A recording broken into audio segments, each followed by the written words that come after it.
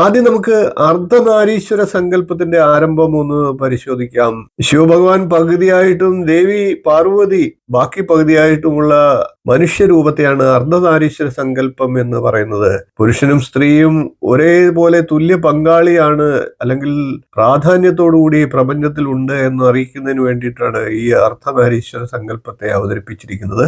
ഭൃഗു മഹർഷി ശിവഭഗവാനെ മാത്രമാണ് ആരാധിക്കാറുള്ളത്. ഒരിക്കൽ ശിവനും പാർവതിയും ഒരുമിച്ചിരുന്ന് കുശലം പറയുമ്പോൾ ഭൃഗു മഹർഷി അവിടെ എത്തുകയും കൈലാസപർവ്വതത്തിൽ അദ്ദേഹത്തെ ഭഗവാനെ മാത്രം പ്രദക്ഷിണം ചെയ്തുകൊണ്ട് മടങ്ങുകയും ചെയ്തു. ഇത് ദേവിയിൽ വല്ലാത്ത മാനസികാവസ്ഥ ഉണ്ടാക്കി, വല്ലാത്ത വിഷമം ഉണ്ടാക്കി. തന്നെ അവഗണിച്ചതായി ഭഗവതിക്ക് തോന്നുകയുണ്ടായി. ഈ ഭൂലോകത്തിന്റെ സൃഷ്ടിക്ക് ശിവനോടൊപ്പം തന്നെ പ്രാധാന്യമുള്ള ദേവിയെ അവഗണിച്ചതിൽ ദേവിയുടെ മനം നൊന്തു. ഇത് ശിവഭഗവാനിലും മനസ്സിന് നൊമ്പരമുണ്ടാക്കി.